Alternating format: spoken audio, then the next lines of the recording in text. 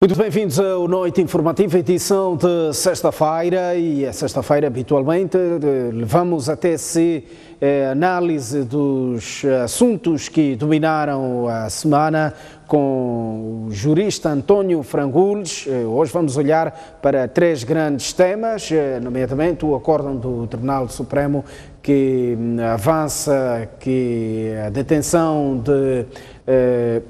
tanto do autor da agressão contra a filha do antigo Presidente da República,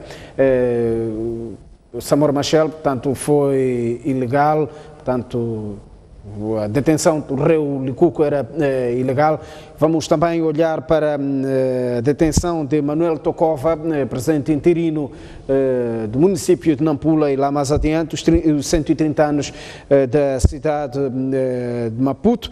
Muito boa noite, António Frangules, bem-vindo aqui ao nosso espaço. Tivemos uma semana corrida, sob o ponto de vista de acontecimentos. Como é que olha para este acórdão do Tribunal Supremo, aliás, a reprovar esta decisão, esta detenção de Rufino Licuco?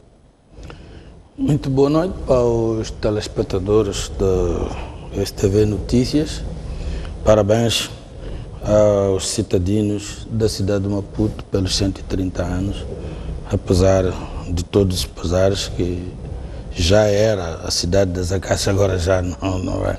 É historicamente a cidade das Acácias. Relativamente a este acórdão, eu diria que, bom, é um acórdão mais ou menos histórico, porque ele surge, digamos que, por solicitação do Tribunal Supremo. Ok. Desculpa, a câmara é mesmo aquela. Estamos com muitas câmaras à disposição. É mesmo esta. A câmara vai ser mesmo esta, tá? Obrigado. E por solicitação do Tribunal Supremo. E o que acontece é que o Tribunal Supremo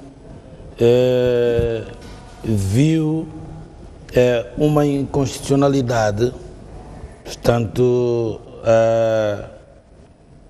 na detenção do Licuco, Rufino Licuco, por quanto o número 3 do artigo 34 da lei número 29 de 2009, que é a lei da violência doméstica, digamos resumidamente, declara, portanto, a sentença com efeitos devolutivos, independentemente do seu trânsito em julgado. Ora, isto de efeitos devolutivos significa que a sentença não é suspensiva. Só quer dizer isso. Suspensiva e devolutiva. Quando é devolutiva, quer dizer, os efeitos produzem-se da sentença, independentemente de trânsito ou não em julgado. Em julgado, sim. Normalmente, quando é que não transita tão cedo, digamos assim, é quando essa sentença é recorrida. E é o caso desta aqui assim. Bom, o que acontece é que o Supremo teria visto que havia aí uma violação do princípio da presunção, que é um princípio constitucional, 59, número 2, porque quando a sentença não transita em julgado, logicamente que o princípio que perdura e só vai ser afastado pela sentença transitada em julgado é o da presunção da inocência. Sim. Para além de mais, também os princípios gerais dos direitos, liberdades e garantias constitucionais, que também aquela detenção violava. Ora, aqui o meu sinal é o tempo que esta sentença, o habeas corpus, desculpa, porque os advogados do Rufino Lucuco intentaram uma providência, não é, extraordinária do habeas corpus ao Tribunal Supremo. E quer-me parecer que em agosto, não é, entrou, portanto, no Tribunal Supremo e não sei quando efetivamente teria entrado no Conselho Constitucional, mas para mim tanto faz, é tudo tribunal, tanto o Constitucional como o Supremo. A verdade é que aqui correu um espaço de 3 meses da detenção do Rufino. Ora, se de facto há uma constatação de existência de ilegalidade, porque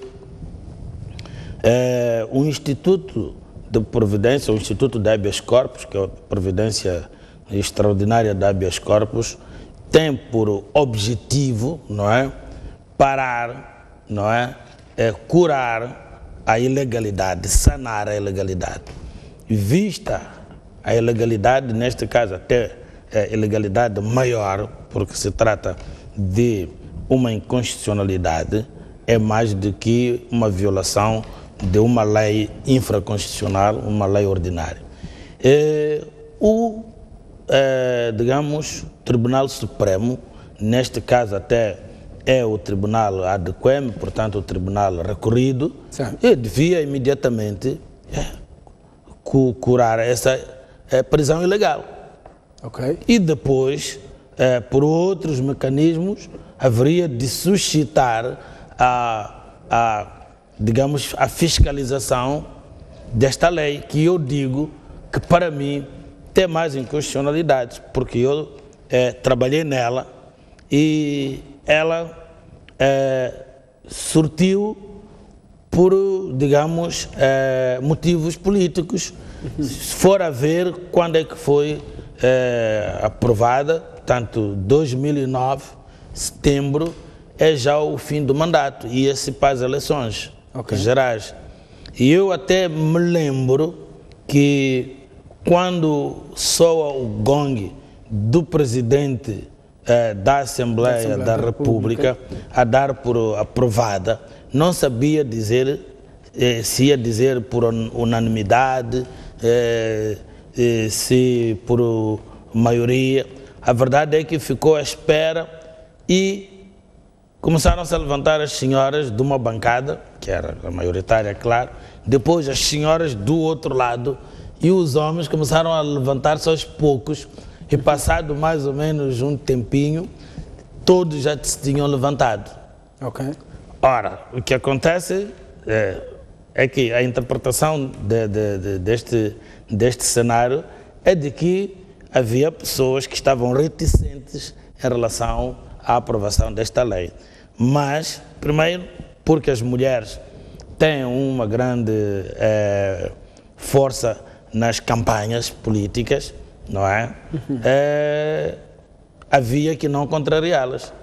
E a lei passou. Mas a prática está a dizer que ela tem umas incongruências. Posso até não chamar muitas inconstitucionalidades ou ilegalidades, mas tem muitas incongruências.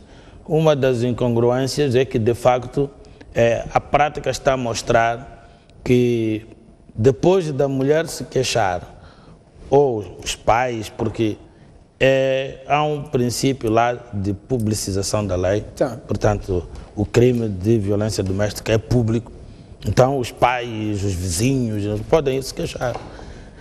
A verdade é que, ou no mesmo dia, ou passado algum dia, a mulher está a pedir para se retirar a queixa, porque não quer, os filhos estão a pedir à mãe, né? Os familiares dela, a que foi vítima, estão a pedir a ela, porque não se faz, tem que se resolver de outra maneira, primeiro, e depois é que se vai até a esquadra, quer dizer, a esquadra é a última instância. Então, para dizer que o tornar esta lei pública foi, de facto, uma exigência, né, feminina, mas é uma incongruência jurídica, porque este casamento, né, ou este lar, porque pode até não serem casados oficialmente, mas este negócio jurídico é um negócio de foro privado. Ok. Deixamos exatamente para este caso. Este caso fez correr muita tinta. Eu me lembro que, a quando desta detenção, surgiram várias vozes, até em redes sociais. Importa aqui referir um dos posts até de Nini Satar, do dia 2 de agosto, se não estou em erro, avançar que era ilegal esta detenção. De que tribunal é que estamos aqui a falar? Precisávamos chegar até o Supremo para se concluir que, de facto, a detenção era ilegal? Bom, tratando-se do habeas corpus, o processo sempre iria parar no Supremo, mas até pudesse tentar no Tribunal Superior, já que se tratava de um recurso, na medida em que a nova lei orgânica dos tribunais dá, portanto, a possibilidade de se intentar a ação do habeas corpus em todos os níveis dos tribunais. Mas eu devo dizer que, de facto, é um facto curioso. Perdoo esta repetição. Eu também, na altura, li no seu Facebook o post que, inclusivamente, chegou a correr nas redes sociais, nos WhatsApps. Ele fazia uma lavra jurídica de espantar, quer dizer, embora eu reconheça a capacidade dele, não é? Mas só que à medida que o tempo vai passando, ele está mesmo a espantar. Eu não sei se lá na diáspora onde está a estudar direito ou já estudou direito. Não, será pelo período que ficou preso? Não, pelo período que ficou enclausurado por manusear com os seus advogados isto e aquilo, inclusivamente... Sim, mas o Dr. Frangulli já fez parte deste processo da detenção, pelo menos. Claro, eu lembro, nos interrogatórios ele demonstrava já uma certa erudição relativamente a matérias, sobretudo do direito penal e do seu processo, portanto, o direito processual penal. Mas o que eu estou a dizer, chegávamos a discutir, inclusivamente, né, matérias de direito, e ele com um certo tratamento fino de uma pessoa informada do que estava a discutir, do que estava a dizer. Mas o que eu estou agora a dizer é que ele está a surpreender cada dia que passa. E estou a dizer, mas a sério mesmo, se onde ele está a estudar direito, ou já estudou, porque está cada vez a aperfeiçoar esses seus conhecimentos do direito. Por quê? Porque, de facto, o post dele é do dia 2 de agosto. É preciso ver que este caso espetacular e macabro, nós comentamos aqui, e eu disse que era ilegal aquela detenção e em todas as dimensões, porque não era preciso, não é? Daquela maneira, aquela violência, nem aquela armadilha, não era preciso. Ele não fez força nenhuma, não recusou. Aliás, compareceu ao tribunal. Compareceu e não era uma audiência. Aquele tribunal até era um tribunal, não era tribunal. Ele compareceu ao tribunal, mas quer-me parecer que seria ali onde ia ser tratado a sua queixa que fez ao Conselho Superior da Magistratura Judicial. E ele ou quando ele é notificado para ali, ele pensou que era na sequência do seu processo disciplinar, porque ele tinha feito queixa contra a juíza, não é? Porque aí se falava de duas sentenças e por aí fora. Mas eu dizia que surpreendeu-me sobremaneira, porque a detenção foi dia 24 de julho, se não me engano, e dia 2 de agosto ele postava, não é? E três dias depois, aquilo era uma quarta-feira, na segunda-feira vinha publicado até o seu artigo no Jornal Público. Bom, eu disse que alertou esta minha curiosidade, mas esta minha curiosidade foi mais aguçada ainda quando vi que os argumentos, né, que foram, portanto, carreados para o acórdão do Conselho Constitucional eram quatalo, como costuma-se dizer em latim, era tal e qual, não é? Os argumentos que ele já, digamos, em relação ao acórdão do Conselho Constitucional, já outrora ele tinha aduzido. Okay. Portanto, quer dizer, só não lhe deram, digamos, não lhe deram trela, não lhe deram atenção, talvez porque se tratasse da pessoa do Nini. Mas, ao vir um acórdão do Conselho Constitucional, um órgão, não é, que está, portanto, no ponto máximo, portanto, da magistratura, de facto de dizer que não se olhasse para as pessoas, olhasse para o que dizem, porque ele é o que é um exemplo. Eu amanhã posso estar até detido e não estar impedido. Aliás, nós vimos o Chambulo hoje está impedido de exercer a magistratura, mas ele tem, portanto, tecido, digamos, opiniões de direito. E não se deixa de olhar para aquelas opiniões de direito porque ele ontem teve esta situação em casa. Então, quem é este Nini Satar que conhece, domina os corredores da máquina da justiça e tem a máquina da justiça a seu reboque? Bom, o Nini Satar é aquilo que o indivíduo já disse N vezes aqui. Ele é, de facto, uma pessoa que domina os corredores da justiça moçambicana. Isso temos que aceitar. Ele recebe as coisas em primeira mão, ele publica no seu Facebook até documentos, não é, que não estão, digamos, à altura que os órgãos de informação por vezes nem têm acesso, mas ele tem. E depois, continua a dizer, ele tece, não é? Embora com uma certa víscera, não é? Com um certo rancor e ódio, uma certa bilis, que eu chamaria bilis, né? Relativamente a estas pessoas. Mas essa parte eu prefiro escusar-me de comentar, porque isso é a parte emocional dele. Mas ele tem estado, não digo a contribuir, mas até porque tem estado a contribuir até para o próprio direito. Porque se fosse a perguntar a alguns versados em direito, alguns licenciados em direito, se calhar não eram capazes de lavrarem tal e qual ele teria lavrado. E o Supremo, se calhar até suscitou, não é,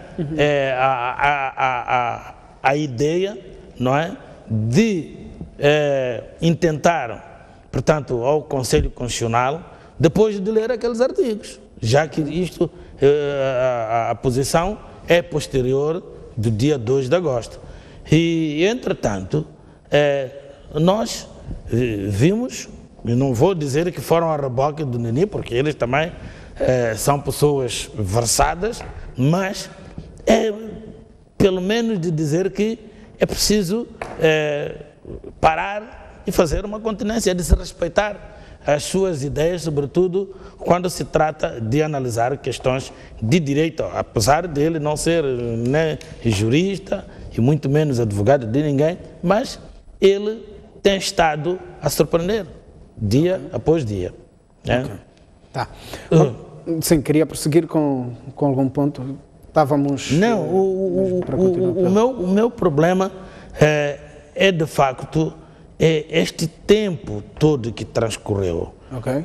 E a quem paga, não é? Sim. Porque nós de facto temos este déficit de exercício dos direitos, não é? Porque uma providência, não é, extraordinária é como falar de uma providência cautelar. Tem um fim, evitar um dano maior. Ora, e o dano maior neste caso concreto é a detenção ilegal, ok? Porque a providência ordinária, o dano até não é assim tão maior, porque a detenção até pode ter motivos, por exemplo, matéria de detenção, simplesmente questões formais foram, digamos, postergados e por aí assim. E, entretanto, solicitar-se ao tribunal para poder se regularizar essa detenção. E quando é assim, é para apresentar-se ao juiz da instrução para regularizar a detenção e tudo mais. Mas quando é providência extraordinária de habeas corpus, não é? Quer dizer que a situação da detenção deste indivíduo é grave. Esta detenção é ilegal. E o que vem a provar é quando, de facto, o Conselho Constitucional, que até podia ter sido o Tribunal Supremo, a dar provimento a esse pedido, a esse requerimento de habeas corpus. Ora bem, se se trata de uma providência, significa que deve ser tratada com a maior das urgências, porque tem por fim acautelar, não é? Okay. Proteger um dano maior, que neste caso é a liberdade dele. Mas se nós formos aqui a computar o tempo, não é? De 24 de julho, estamos agora a novembro, devem correr aí uns 3 meses. Sim. É muito tempo. E até porque a providência cautelar, eu já não a mexo há muito tempo, mas tem um prazo, tem que ter sempre prazo, porque se trata da liberdade da pessoa.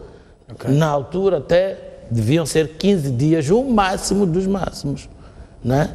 Ora, 3 meses, esta instância do tribunal, estas duas, eu não sei aqui de quem foi a culpa, quem ficou com o processo mais tempo, mas não estão a dar exemplo aos tribunais, portanto, inferiores.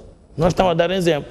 E não só, quer dizer, não se pode crer que isto aconteça com aqueles tribunais superiores. Não se pode crer. Por quê? A pergunta que não cala. E a indemnização deste indivíduo? Porque foi preso ilegalmente. É verdade que não estou a dizer que este provimento da providência vai, portanto, apagar a pena, a condenação. Não. Sim. Condenação, não. Embora aquela sentença tenha muito por onde se pegue. Okay. Não é? E eu sempre disse, e vou continuar a dizer, que a parte da defesa do cidadão Rufino Licuco foi muito complacente, quer dizer, confiou não devendo confiar. Foi complacente ter aceitado, não é, aquela sentença, e até antes de se chegar à sentença, não ter atacado com veemência, não é, o laudo, não é, okay, pericial, portanto, da medicina legal. Aquele relatório, não é, da perícia médico-legal, não é? É uma diligência essencial, não é? Que influencia a própria decisão. Ora, se há uma suspeição sobre elemento de prova, né? Então, é uma questão prévia. Tem que se parar e se eliminar a suspeição, de qualquer maneira. Se não tivessem saída, isto é, se a juíza se mantivesse na sua posição, a defesa devia era recorrer para todas as instâncias que tivesse, portanto, direito. Okay. Para o superior, para o Supremo, não é? E mesmo para o coletivo, na medida em que aquela prova influencia na decisão da pena. Ok. Vamos passar para o próximo tema, que é a detenção de Manuel Tokova. Aliás, o município de Nampula, desde o dia 4 de outubro, tem oferecido um leque de capítulos de um espetáculo de encher os olhos, não só dos munícipes, mas também de todos os moçambicanos. Ontem, com a detenção de Manuel Tokova, presidente interino, como aqui olha, que olhar lança, um olhar geral deste processo todo? Deixa-me dizer, uma vez por todas, não é nenhum desabafo, sim, mas é uma observação pertinente. Ok. Para mim, politicamente, não é? Os atos de Tokova, muito antes até do o assassinato, desde o tempo do Amurã, não é? Muito antes do assassinato, estão ao serviço de todos, menos do próprio partido a que ele está vinculado. Ok. Ora, prefiro que olhemos primeiro para o lado político ou criminal. Temos aqui duas vertentes que podemos explorar. Olhemos para o lado político, porque a parte primeiro criminal nem tem muita coisa. Ok, tá. Eu já chego. Tá bem. Porque, repare, dizia eu, a Frelimo está muito feliz com toda esta asneirada do Tokova. E de fontes bem seguras e implantadas, não é? A princípio, a Frelimo não queria ir às intercalares. Não queria gastar os cerca de 38 milhões sem ter ou melhor, tendo a certeza de que o município continuaria nas mãos alheias. Okay. Porque entendamos que podia ser a Renamo, podia ser o MDM a ganhar. Sim. Ok. Mas, entretanto, o presidente da Assembleia foi gerindo todo este problema de mal a pior, não é? E a Frelimo ganhou coragem. Okay. Foi ganhando coragem e mandou o governo decidir pelas intercalares. E o Tokova, de lá a esta parte, deixa dizer isto, anda de fossa em fossa. Até virou novo conceito no léxico moçambicano. Eu já ouvi isto, já vi isto nas redes sociais, que Tokovar já corresponde a fazer tolices, asneiras, disparates. E Tokova é o mesmo que dizer asno, burro, ignorante, sabotador, salafrário, homem-reles, patife, safardana, tudo o que é ruim, tudo o que arruína um homem, tudo o que arruína uma organização. Isto é, estar a favor de uma organização contra a que representa. E isto é terrível. É terrível porque está dando trunfos, né, ao adversário do partido a que ele representa. Veja só que hoje o MDM vai ter grandes dificuldades em passar nestas intercalares. E vai ser bastante horrível politicamente que um município passe os próximos 12 meses para uma outra pessoa e depois vir o MDM a concorrer ex novo. E isso pode lhe levar inclusivamente a desaparecer em Nampula, porque se não ganhar, e eu não sei em termos de lugares quantos é que vai ter, porque é preciso dizer também que da outra vez o MDM concorreu sem a Renamo, agora vai concorrer com a Renamo, e eu não sei o que é que vai ser, digamos, da distribuição dos votos. Então, eu penso que o Tokova, é verdade que ele continua membro, não é, do MDM, e é verdade que eles não podem abandoná-lo, porque acredito que o Tokova prestou em tempos muitos bons serviços, mas só que as pessoas degeneram com o tempo, sei lá, há uma série de condicionantes que podem levar a pessoa a degenerar e deixar de ser. E nós até exclamarmos, dizermos, né? Não parece aquela pessoa que estudou comigo ou que andou comigo numa peleja desta forma. E para ele era um indivíduo clarividente, um indivíduo com ideias e ações dentro da bitola. Isso acontece, não acontece só com Tokova. António Frangules, vamos lá tentar olhar para o percurso de Manuel Tokova. Manuel Tokova surge depois, o nome de Manuel Tokova começa a ser saliente depois da morte de Mahmoud Amoran.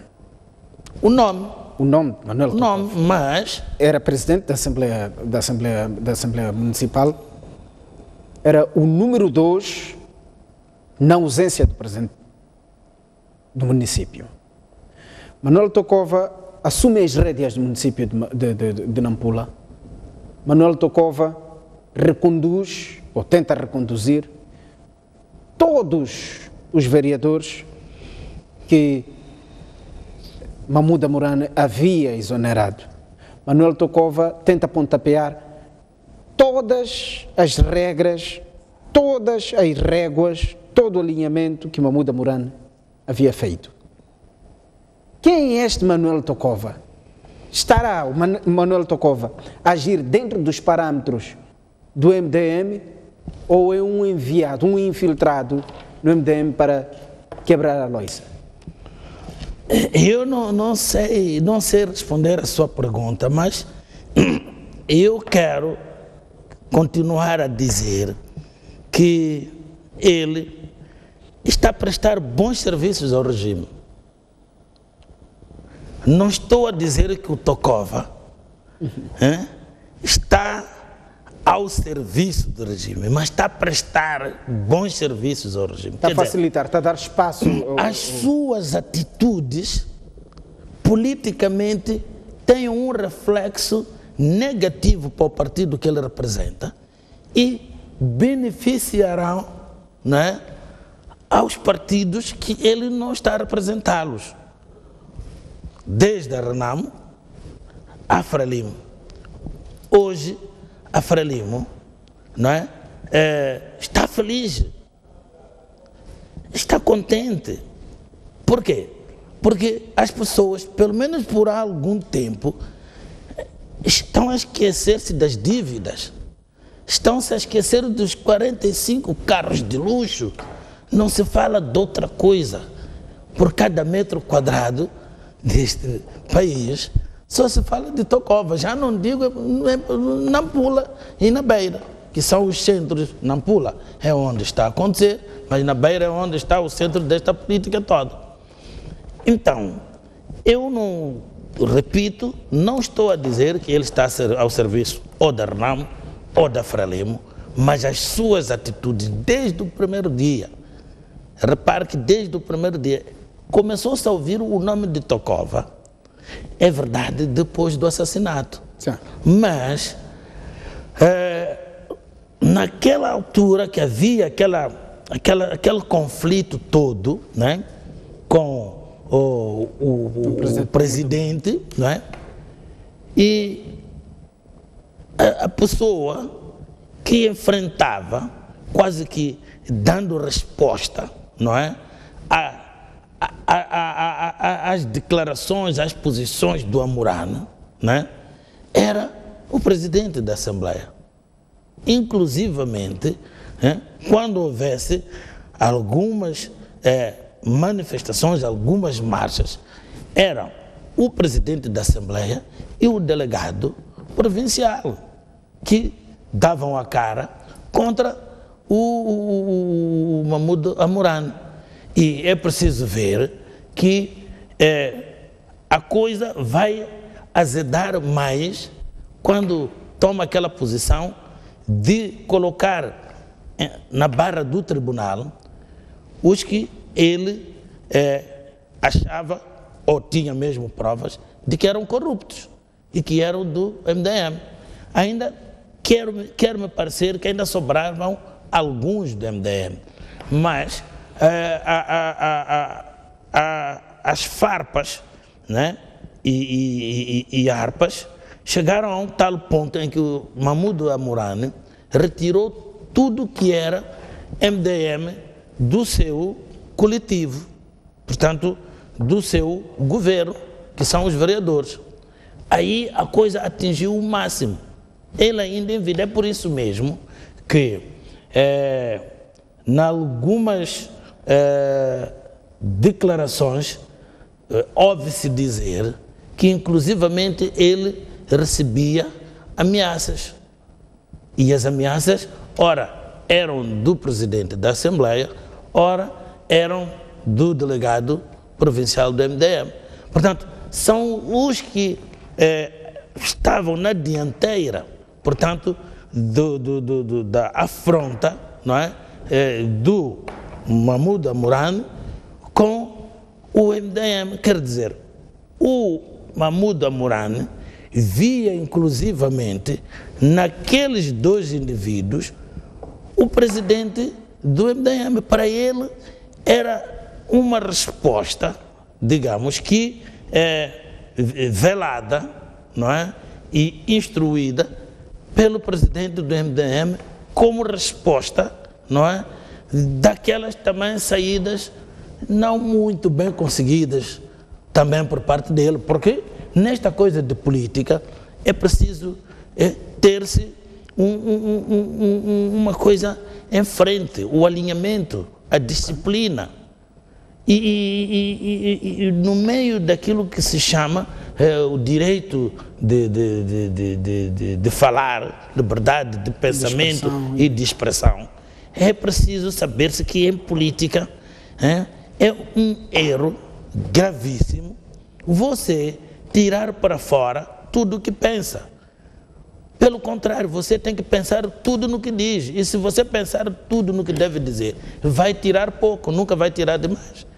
E acontece que, Deus o tenha no melhor sítio, ele também não era uma perfeição de pessoa, não era uma pureza de pessoa. Aquela afronta, não é, chegou inclusivamente a arrepiar cabelos de muitos membros que inclusivamente propuseram maneiras de poder se resolver. Ok. Vamos lá acionar a sua veia de criminalista. Que percentagem é que daria qualquer ligação entre a arma ou a pistola, a arma de fogo encontrada antes de ontem, com Manuel Tokova e a morte, o assassinato de Mahmoud Amurano? Percentagem mínima. Por quê? Número 1, já tem aquela arma desde 2015, aliás. 2015, sim. Ele alega que aquela arma, até porque está avariada, olhando para ela, não está até muito apresentável, mas não vou por aí. Criminalisticamente, eu gostaria Mas de responder... material bélico, quanto mais enferrujado, mais perigoso pode ser. Né? Pode ser, mas depende. Há algumas que não disparam exatamente porque não repercute. Aquele gente quando aciona o gatilho, efeito de força tem que ir para trás para poder repercutir a bala, não é? Mas eu dizia que criminalisticamente houve disparos contra o finado. Sim. E aqueles disparos foi dentro de casa. Estamos juntos? Foi a entrada. Entrada ou não foi na areia. Ok. Ok? Sim. Então, a atuação da polícia, creio que foi rápida, tem que ter encontrado os invólucros. Os invólucros, sim. Tendo encontrado os invólucros, a resposta está com a perícia. A perícia. Por quê? Porque a maneira de a agulha bater no tambor, que é a bala, sim, mas no tambor da bala, não é? Não a parte do chumbo, mas a parte que fica a pólvora, é igual. É uma impressão digital. Então, podes fazer 50 balas de armas diferentes e de entre elas, não é? Aquela que fez aquele crime, as características vão ser as mesmas. Então, a resposta aqui está exatamente na balística. Ok. Agora, tudo é possível manipular-se. Está a imaginar. Pega-se, estão na posse da arma, né? De balas, né? E repercutem aí uns 3 tiros, põem num saco, que aqueles foram os que foram apanhados ali. E depois vai-se também fazer-se ensaio com outras 3 balas, okay, com a mesma arma, e depois vai-se fazer o exame, vai-se fazer a fotografia, faz-se inclusivamente um álbum fotográfico balístico. O relatório vai dizer que as balas que foram encontradas no lugar, comparadas com as que foram ensaiadas através da arma apreendida ao Tokova, têm as mesmas características, o que significa que é a mesma bala que repercutiu, é a mesma arma, desculpe, que teria por conseguinte repercutido aquelas balas. Vai ficar aí ainda para investigação, porque isso pode não querer dizer que foi ele que atirou, mas aí terá que dizer a quem entregou a arma, etc, etc, etc. Mas eu ainda queria simplesmente dizer o seguinte: um bocadinho antes de ele ir para a parte incerta, não é? Manuel Tokova, mais uma vez cometa a asneirada. Compara-se a Afonso Jacano. Exato, tocou veios, não é? E o que é que acontece? Houve rumores de que havia um indivíduo preso, se não me engano. E eu creio ter ouvido isto ou lido isto, e que esse indivíduo teria sido comprado, não é, por 50 mil meticais para matar o Amorã. Só que essa informação, eu acho que alguém lembrou-se que, por esta altura 50 mil não significam nada. Desistam lá, porque essa aí vocês armaram mal. Mas por aqui você consegue ver que há uma tendência de se cozinhar, e isso eu já disse antes. Eu disse antes uma coisa ainda, que se não foi o mesmo indivíduo que matou, vamos começar por mais perto, o Sistáquio, o Machava, os Sibacibas, os Carlos Cardoso, os Dangerman. Se não foi o mesmo sindicato que teria, portanto, sido responsável da morte desses indivíduos, nós vamos conhecer o autor em menos de 30 dias. Mas se tiver sido o mesmo, não vamos. E o tempo que vai correr vai ser tempo para ver se é possível manipular isto. Entende? Portanto, eu não quero dizer que subscrevo, não é? As safadezas do Tocova. Eu não subscrevo todas as tolices que ele tem estado a cometer. Mas também não sou aquele que diz assim, tudo indica, agora as suspeitas estão cada vez mais aproximando-se de quem teria morto o Amorano. Não vou por aí. A minha experiência, digamos, a minha idade me obriga a ser muito mais cauteloso, não precipitado a analisar os elementos que me vêm sobre aquilo que se está a analisar ou querendo analisar. Portanto, é uma coisa, até porque, olha, estou-me a lembrar das palavras que o presidente teria dito.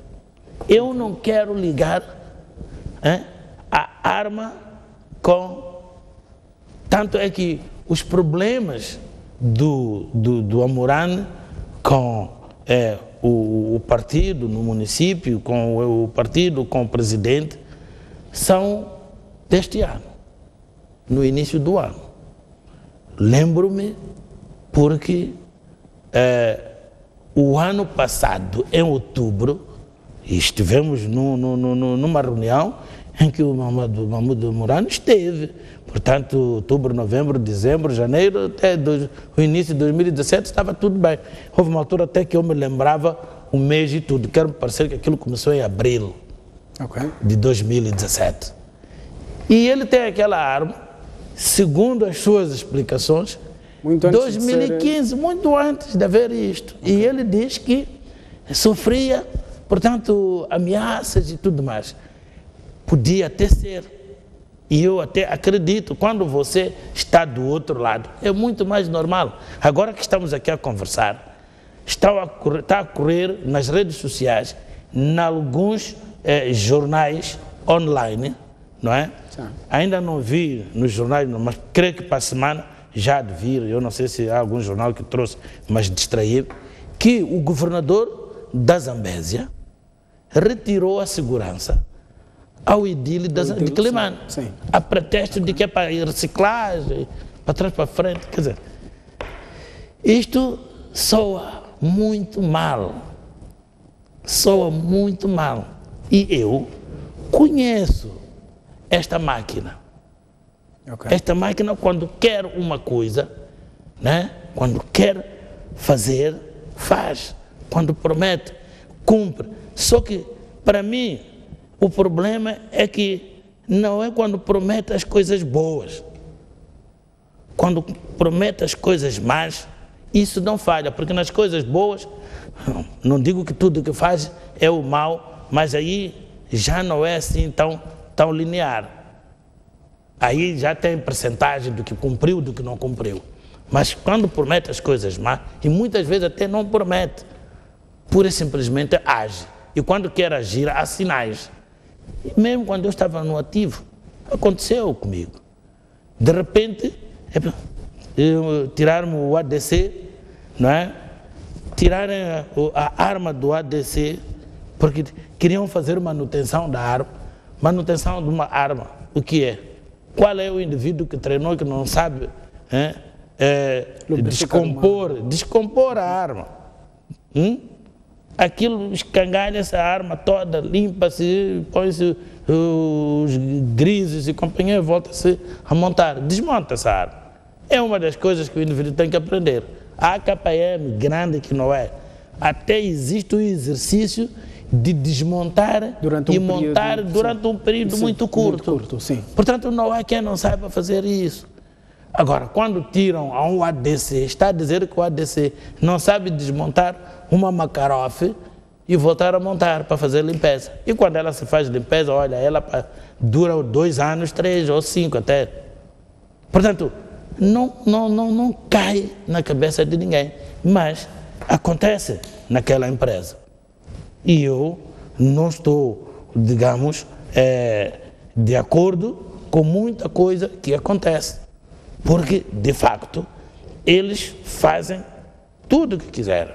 E, por exemplo, ao nível deste problema de Nampula, eles estão a fazer tudo, né, para poder, não é,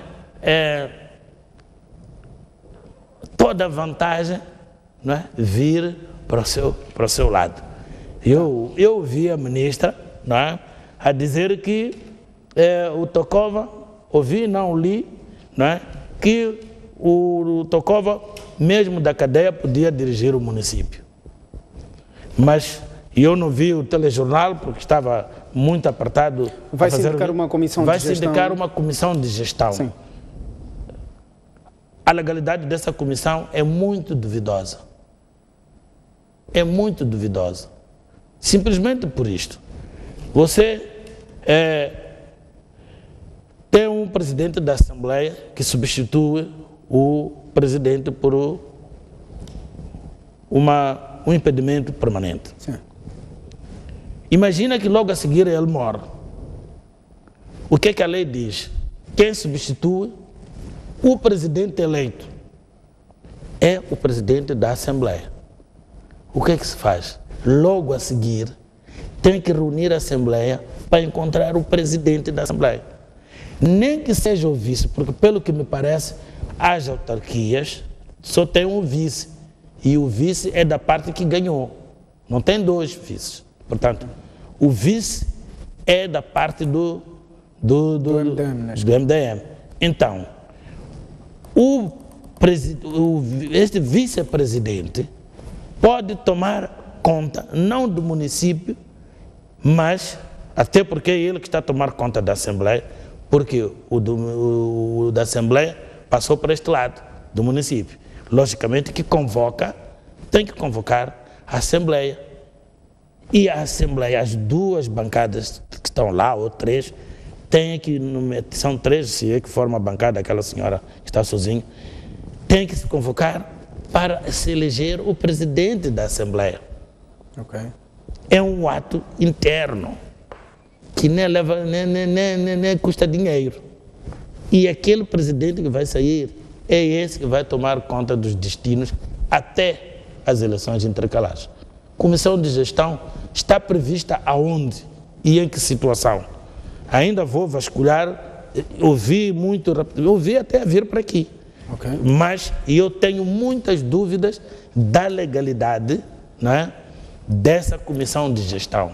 Tá. Há atos de gestão, sim senhora, no artigo 61, mas não significa, até porque está lá, são atos que devem ser, não é, efetuados pelo presidente, não é, interino.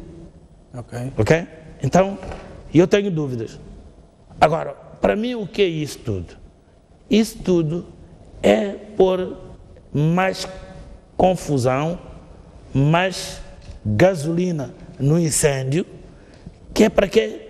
Para tirar o maior número de pontos. Eu estive a ouvir aí, né, um comentário num órgão aí de informação de alguém alinhado que dizia uma série de coisas, que este partido, eu até gostava tanto dele, mas a partir de agora, não porque eu fosse desse partido, mas era o único que inspirava tantos elogios para depois dizer que, olha, a partir de agora é isto, é aquilo, como se fosse pior que o partido dele, como se fosse pior que a Frelimo. Modéstia à parte. A Frelimo, a única coisa que tem é a máquina de poder gerir todos os dossiês que produz. tem uma máquina. Isso não podemos dizer que não. E em relação ao MDM, apareceu neste caso o Tokova, que está a fazer coisas que eles estão a adorar. Eles, de um lado, até instigam o Tokova, e do outro lado, criam problemas, irritam. Quer dizer, é só de ver aquela situação em que aparece um porta-voz a dizer que vão tomar os lugares porque aquela decisão do Tokova é nula e de nenhum efeito, e depois, logo a seguir, tem aqueles outros que vêm dizer que não é possível porque há recurso e por isso mesmo ainda não há nenhuma reposição das situações. E depois dá-se aquela algazara toda com insultos e não sei o quê. Então, quem é que está ali a ficar cada vez mal na fotografia? É o Tokova e o seu partido. Porque é o Tokova que produziu aquilo. É o Tokova que se precipitou a tomar aquelas posições. Quer queiramos, quer não, mas o Tokova foi precipitado. Okay. Precipitado 2 vezes. Precipitado por ele ter tomado medidas precipitadas, precipitado porque foi atirado no precipício por todas as pessoas que o aconselharam, que o apoiaram. Precipitaram-no para o abismo e, ao mesmo tempo, precipitaram o próprio partido. Vai ter muitas dificuldades para poder inverter a situação. Mas vai a tempo, não está nada perdido. Antes de passarmos para o próximo tema, a semana foi também dominada por informações de que a polícia norte-americana, o FBI, iria investigar as dívidas contraídas, as dívidas ocultas, neste caso, as dívidas públicas, tornadas públicas já. Ao ser verdade, estaríamos perante uma situação em que cai por terra toda a legitimidade do relatório da Kroll? Não, pelo contrário. É para completar o relatório da Kroll. E as exigências, não é, do FMI e de todos os doadores. Já apareceu há pouco tempo o embaixador da Alemanha, apareceu a vice-ministra da Suécia, que são os que pagaram o relatório, a investigação da Kroll, não é? A auditoria, são unânimes em dizer que, enquanto não se completar o relatório, e que o tal completar o relatório é divulgar quem são os autores destas dívidas, o destino dos dinheiros, não é? E responsabilizar. Enquanto isso não acontecer, não há retoma. São unânimes. E nós dissemos aqui... O que até entraria de diferente da auditoria da Kroll, por exemplo? Não. O que traria diferente é que o FBI está a investigar este escândalo a partir dos bancos que facilitaram os pagamentos, não é? Facilitaram os pagamentos a dirigentes do Estado moçambicano. Vai investigar os próprios bancos, não é? Okay. Que facilitaram ou financiaram, portanto, estes dinheiros, não é? E, por sua vez, nós temos até os funcionários do Departamento de Justiça americana, não é? Especializados em lavagem de dinheiro e recuperação de ativos, que também já reuniram com os investidores que compraram os títulos da dívida e pediram que lhes fornecessem toda a documentação e as comunicações com os bancos moçambicanos e com os bancos que estiveram, portanto, na origem destas dívidas. Ora, estas diligências todas não são mais do que diligências para poder apurar mais elementos, não é, para completar o relatório. E eles estão a mostrar a vontade de estas dívidas não desaparecerem, enquanto que a Frelimo está a fazer um jogo do tempo, um jogo temporal. Para quê? Para ver se os doadores se cansam. Ok? Com que finalidade? Simples.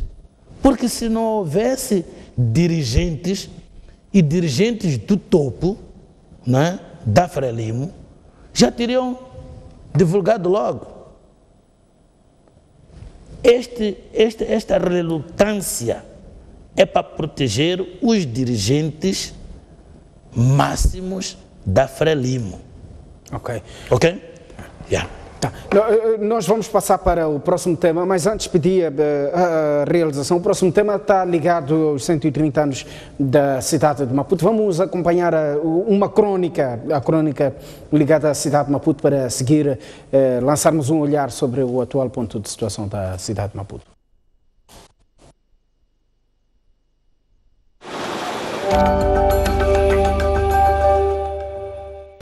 Não perca as maiores lendas do Barcelona diante dos nossos mambas.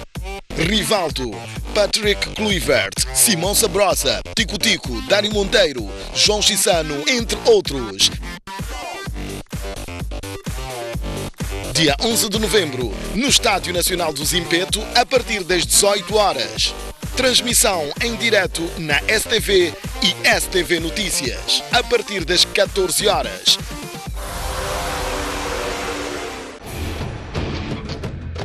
Da queda de Dilma Rousseff na presidência do Brasil, a tomada de posse de Donald Trump e o efeito global, até a crise no Médio Oriente, o Brexit e o estremecer da Europa, a política, a sociedade e a economia africana.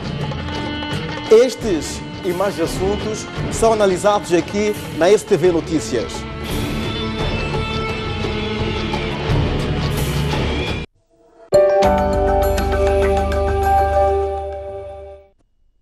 Ora bem, vamos a esta altura recuperar a crónica ligada aos 130 anos da cidade de Maputo, para olharmos a seguir para análise em volta da cidade capital do país.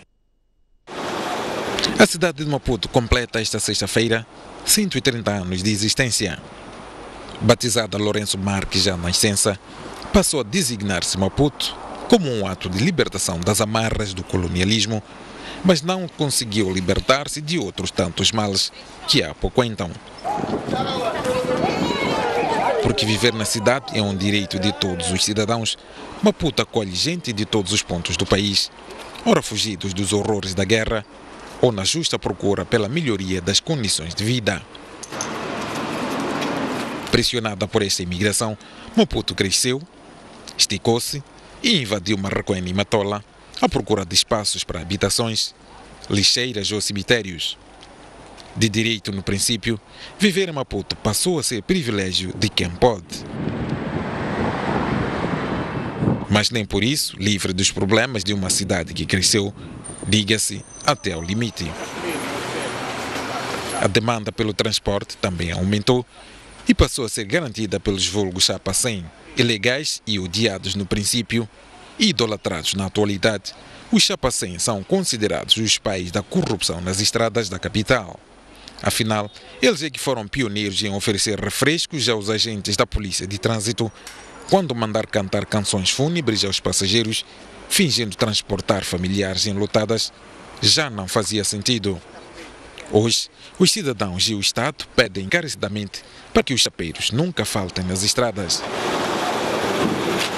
Mas recebem em troca os vulgos My-Love, carinhas de caixa aberta que deviam transportar mercadorias e atualmente transportam pessoas por inoperância dos serviços de transporte público e privado. Aqui na cidade, pelo menos, a dificuldade que eu vejo é transportes, chapas. É a única coisa que até agora está complicado, porque agora para apanhar chapa na hora da ponta ou aquela hora de manhã é um pouco difícil. Mas nem tudo está mal em Maputo. A cidade ganhou novos e renovou velhos espaços para lazer, negócios e diversão. Locais sinistros deram lugar a novos terminais de autocarros, praças e monumentos histórico-culturais. Até o velhinho Jardim Tonduro ganhou uma nova cara e trouxe de volta os nubentes para como era no passado, registrar um momento ímpar. É maravilha, é maravilha. Estou aqui no casamento da filha do meu amigo, Zunguza, e está bonito, por isso que viemos aqui. Moderníssimos edifícios públicos e privados foram construídos na cidade. Estradas outrora incômodas, como a Avenida Marginal, foram renovadas e ganharam novas iniciativas de atração turística que voltaram a transformar esta zona nobre da cidade num verdadeiro cartão de visitas de Maputo. O saneamento melhorou em alguns bairros da capital, mas outros já, para os quais a próxima chuva significa a próxima desgraça. A terciarização do serviço da recolha de lixo parece ser outro motivo de orgulho para a cidade, apesar de os desafios persistirem. Mas porque há sempre um mais, a criminalidade continua a atormentar os munícipes de Maputo. Diversas ideias foram ensaiadas para o seu combate, desde os conselhos de policiamento comunitário nos bairros periféricos, a Brigada Motorizada Anticrime, que desapareceu meses depois, e até a Brigada Mambas de Investigação Criminal, que porém não impediram que os assaltos nos bairros continuassem, que os assassinatos e sequestros demonstrassem que o crime organizado já estava entre nós e nem que o crime do colarinho branco criasse novos ricos. Em termos de organização está melhor, com melhores estradas, mas a violência continua e apelamos que isso tenha que diminuir, porque afinal de contas nenhum país se encontra em paz quando ainda tem questões de violência, roubos, essas coisas todas. Ora bem, um breve olhar em volta da cidade de Maputo, na reportagem que acabamos de acompanhar. António Frangulhos, são 130 anos da cidade de Maputo. Que análise é que os traz? São muitos anos e os anos arrastam consigo também os problemas da velhice na pessoa, nos animais, nas cidades, nos países e por aí em diante. Mas as consequências, sobretudo as nefastas, são menos quando há uma planificação prévia, uma planificação urbana, no sentido da própria organização, né? Do próprio crescimento populacional, né? E o crescimento urbano. Nós vemos, por exemplo, há uma tendência muito grande de as pessoas continuarem a ficar na cidade. Mas por quê? Porque tudo está na cidade. Tudo está na cidade. E é um bocado problemático você dizer que tem que sair para a cidade. E eu conheço casos em que a pessoa chegou a aceitar que, sim, saiu, não foi para muito longe, para aqui, para a Liberdade. É um indivíduo com posse. Manteve a casa na cidade, né? Mas, passado algum tempo, teve que fazer um up and down. Portanto, vinha segunda-feira, muito cedo, com os filhos, levava para a escola, e depois ficava esta semana toda, só regressava sexta-feira. Por quê? Porque se tivesse que sair todos os dias da Liberdade para a cidade com os filhos, tinha que acordar 4 horas. Portanto, tem outro problema de, na Liberdade, ou no troço entre Liberdade até, sei lá, chegar à Portagem, não há sítio para ele pôr os filhos. Um sítio à altura do bolso dele, das necessidades dele. Tudo está confinado na cidade. Mas também, se uma escola sair de onde está Maquitabo, por exemplo, Manhamunda, e deslocar-se para a Liberdade, há de ver que não há de ter alunos, porque a maior parte dos que estão ali à volta não tem bolso para poderem sustentar Maquitabo.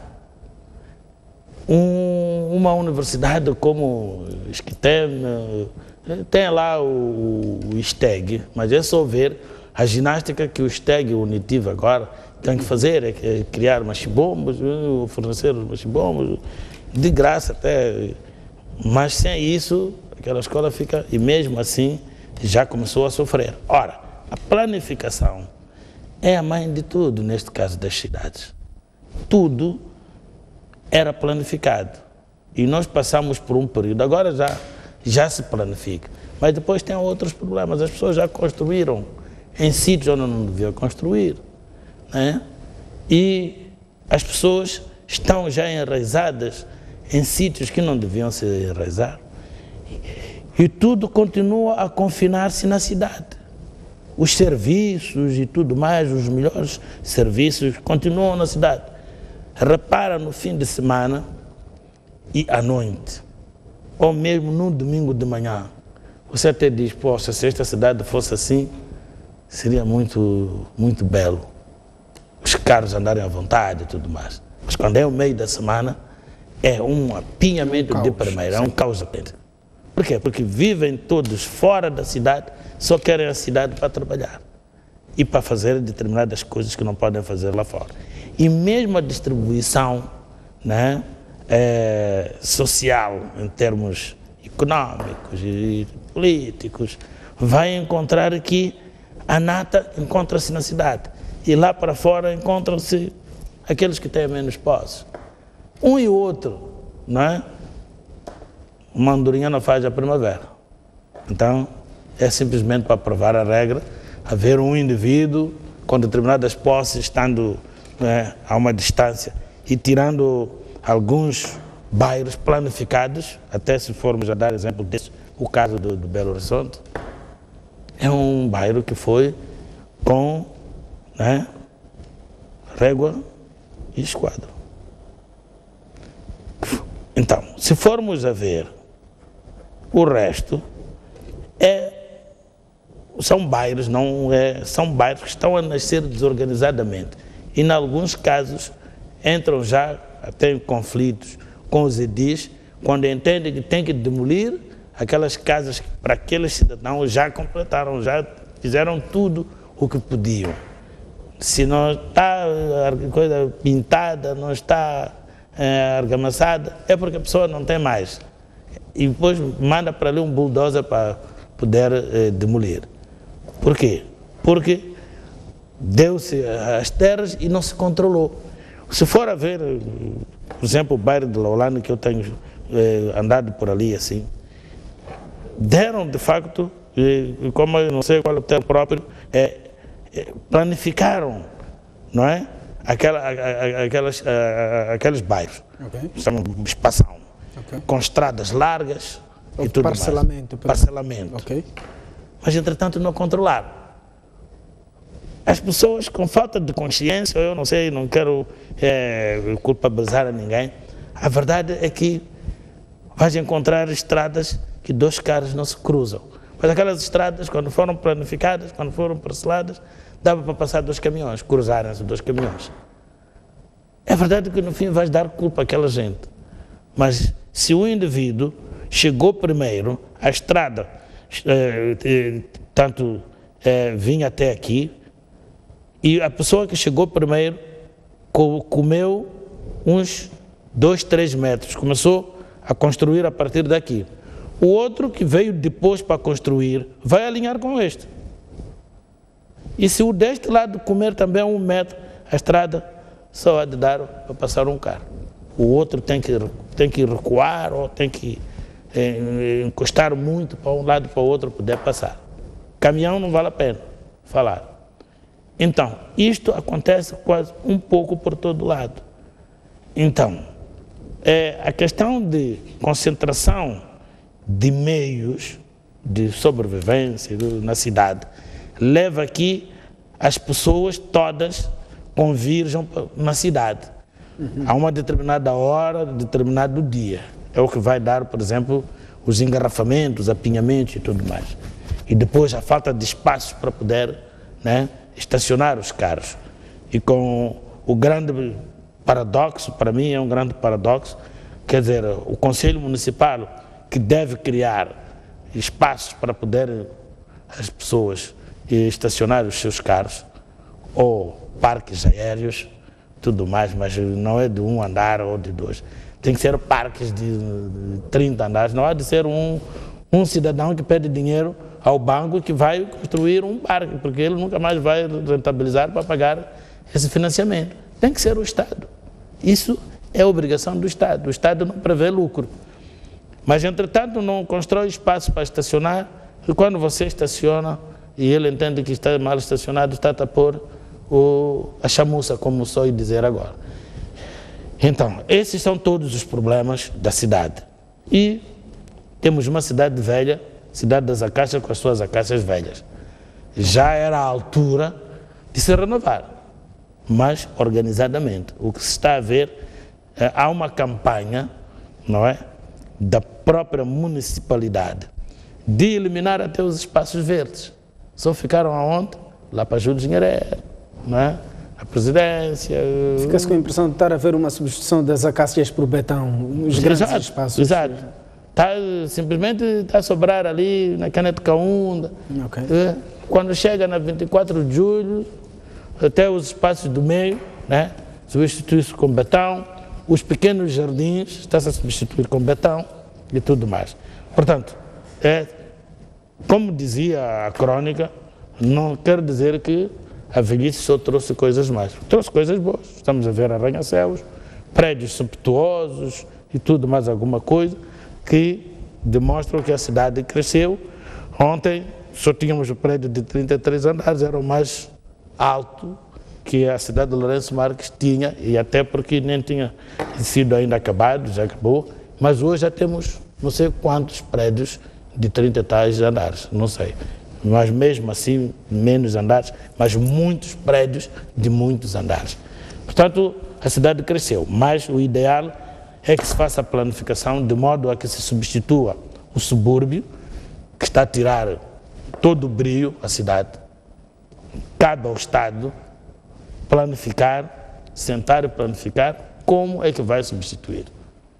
Gastar dinheiro a substituir aquele subúrbio, a cidade, o país fica mais a ganhar do que criar uma ponte como esta, está bonita e tudo mais, mas com fins turísticos apenas. Não há de haver muito fim econômico do outro lado da Bahia. Mas, como somos os detentores da riqueza subterrânea, né, um dia, com o gás, com o petróleo, havemos de substituir os subúrbios e termos uma cidade só de betão, uma cidade bela e bonita. Ok. António Frangules, muito obrigado pela sua presença nos nossos estudos e por estes temas aqui abordados durante esta sexta-feira. Obrigado. Muito obrigado. E até a próxima sexta-feira. Obrigado. Nós vamos, a esta altura, olhar para as notícias, tanto um comunicado chegado à nossa